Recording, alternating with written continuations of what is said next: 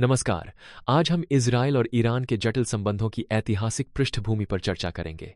1969 की ईरानी क्रांति से पहले दोनों देशों के बीच सहयोग के क्या मुख्य बिंदु थे? बिल्कुल। 1969 से पहले ईरान और इजरायल सहयोगी थे। शाह के शासन में ईरान ने इजरायल को मान्यता दी थी और दोनों ने अरब राष्ट्रवाद व सोवियत प्रभाव के विरुद्ध रणनीतिक साझेदारी निभाई थी। यह संबंध अक्सर गुप्त रहते थे, परंतु व्यावहारिक थे। क्रांति के बाद यह समीकरण पूरी तरह बदल गया। क्या आप विस्तार से बता सकते हैं कि अयातुल्ला खुमैनी के नेतृत्व में ईरान ने इजरायल का विरोध क्यों चुना? क्रांति के बाद ईरान एक इस्लामी गणराज्य बन गया, जिसने इजरायल को एक अवैध और पश्चिमी शक्ति का आधार समझा। उनके धार्मिक और वैचारिक दृष्टिकोण ने इजरायल के खिलाफ न केवल राजनयिक संबंध तोड़ दिए, बल्कि उसे नष्ट करने का संकल्प भी लिया। तो इसी धार्मिक वैचारिक बदलाव ने दशकों लंबी शत्रुता की नींव रखी, जो आज तक जारी है। अब हम दोनों देशों के वैचारिक टकराव पर आते हैं। ईरान की क्रांतिकारी विचारधारा इजरायल के अस्तित्व को नकारती है। इजरायल इस शत्रुता को किस तरह देखता है? इजरायल के लिए ईरान की बयानबाजी और प्रॉक्सी गतिविधियां एक अस्तित्वगत खतरा हैं। इजरायल बार बार कहता रहा है कि वह अपनी सुरक्षा के लिए किसी भी हद तक जा सकता है, खासकर परमाणु खतरे के संदर्भ में। ईरान अपने दृष्टिकोण में इसे किस रूप में पेश करता है, खासकर फिलिस्तीनी कारण और मुस्लिम एकजुटता के संदर्भ में? ईरान खुद को मुस्लिम दुनिया के रक्षक के रूप में प्रस्तुत करता है, फिलिस्तीनी संघर्ष को न्याय का प्रतीक मानता है और इजरायल को एक कब्जा करने वाली ताकत कहता है। इससे क्षेत्रीय ध्रुवीकरण और गहराता है। परमाणु कार्यक्रम इजरायल ईरान तनाव का मुख्य केंद्र है। इजरायल इसे अस्तित्वगत खतरा क्यों मानता है, जबकि ईरान इसे शांतिपूर्ण बताता है? इजरायल को डर है कि अगर ईरान के पास परमाणु हथियार आए तो वह उसके खिलाफ डेटरेंस बिगाड़ देगा और क्षेत्र में शक्ति संतुलन बदल जाएगा। वहीं ईरान कहता है कि उसका कार्यक्रम ऊर्जा व चिकित्सा के लिए है। याया सहित कई अंतर्राष्ट्रीय संस्थाएं ईरान के संवर्धन स्तर और पारदर्शिता पर सवाल उठा चुकी हैं। क्या इससे वैश्विक चिंता बढ़ी है? बिल्कुल। आईया की रिपोर्ट्स में 60% संवर्धित यूरेनियम के भंडार की बात आई है, जो हथियार ग्रेड के बेहद करीब है। इससे न केवल इजरायल बल्कि अमेरिका और यूरोप भी चिंतित हैं। एक लंबे समय तक दोनों देशों के बीच टकराव छाया युद्ध तक सीमित था। हाल के वर्षों में यह प्रत्यक्ष संघर्ष में कैसे बदला?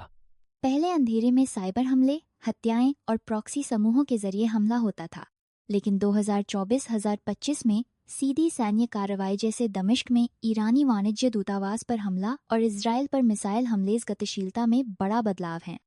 क्या यह माना जाए कि छाया युद्ध की सीमाएं अब टूट गई हैं और दोनों देश खुलकर सैन्य शक्ति दिखा रहे हैं? जी हाँ, अब हम एक ऐसे चरण में हैं जहां दोनों देश अपनी सैन्य क्षमताएं और रणनीतिक इरादे खुलेआम प्रदर्शित कर रहे हैं, जिससे क्षेत्रीय अस्थिरता बढ़ी है। ईरान ने क्षेत्र में प्रॉक्सी नेटवर्क विकसित किया है, जैसे हिजबुल्लाह, हमास, हाउती। ये इजरायल के लिए कितने बड़े खतरे हैं? ये समूह ईरान की रणनीति का अहम हिस्सा हैं। हिजबुल्लाह के पास दसियों हजार रॉकेट हैं। हमास और इस्लामिक जिहाद गाजा से लगातार हमले करते हैं।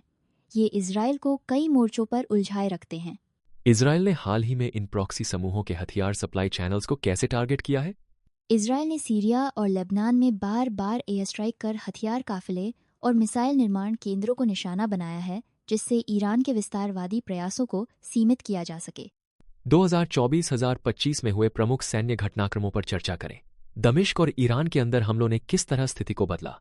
1 अप्रैल 2024 को दमिश्क में ईरानी दूतावास पर हमला, जिसमें वरिष्ठ अधिकारी मारे गए, एक टर्निंग पॉइंट था। उसके जवाब में ईरान ने अप्रत्याशित रूप से सैकड़ों मिसाइलें इजरायल पर दागी, जिससे पहली बार सीधा टकराव हुआ। इजरायल ने 19 अप्रैल को ईरान के भीतर जवाबी हमले किए। क्या इससे दोनों देशों के बीच पारंपरिक रेड लाइंस धुंधली हो गईं? निश्चित रूप से अब कोई स्पष्ट सीमा नहीं रही। सैन्य कार्रवाई अब दोनों देशों की जमीन तक पहुंच गई है, जिससे एस्केलेशन का जोखिम चरम पर है। सीधे संघर्ष ने ईरान, इजरायल और पड़ोसी देशों में आम नागरिकों पर क्या प्रभाव डाला है? संघर्ष के चलते भारी नागरिक हताहत, विस्थापन और बुनियादी ढांचे की तबाही हुई है। दोनों देशों के शहरों में मिसाइल हमलों से जन सुविधाएं बाधित हुई हैं। आर्थिक दृष्टि से तेल बाजार और व्यापार पर इसका क्या असर पड़ा है, खासकर भारत जैसे देशों के लिए? तेल आपूर्ति बाधित हुई, जिससे कच्चे तेल की कीमतें बढ़ीं।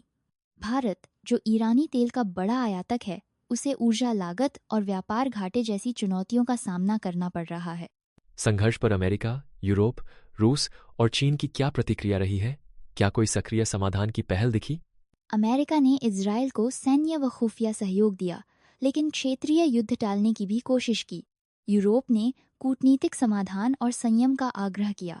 रूस और चीन ने भी वार्ता की अपील की और क्षेत्रीय स्थिरता पर चिंता जताई। क्या रूस और चीन की भूमिका ईरान के साथ उनके संबंधों के कारण किसी समाधान में बाधा या मददगार हो सकती है? दोनों देश मध्यस्थता की पेशकश कर रहे हैं, पर उनकी प्राथमिकता अपने हितों की रक्षा है। समाधान की दिशा में उनकी भूमिका मिश्रित रही है, कभी दबाव, कभी संतुलन। संघर्ष ने क्षेत्र में परमाणु अप्रसार और हथियारों की दौड़ की आशंका को कितना बढ़ा दिया है? अगर ईरान परमाणु हथियार हासिल करता है तो सऊदी अरब, तुर्की, मिस्र जैसे देश भी अपने कार्यक्रम तेज कर सकते हैं।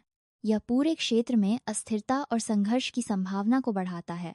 क्या JCPOA जैसे समझौतों के पुनर्जीवन की कोई संभावना दिखती है?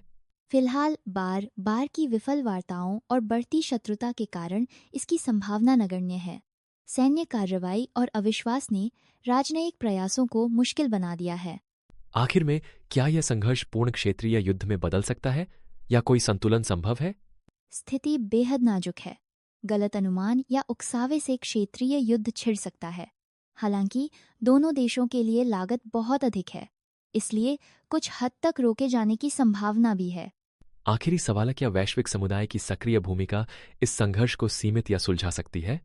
अगर अमेरिका, यूरोप व क्षेत्रीय शक्तियां एकजुट होकर दबाव बनाएं तो तनाव कम करने की संभावना है। अन्यथा मध्य पूर्व और दुनिया को अनिश्चितता का सामना करना पड़ सकता है।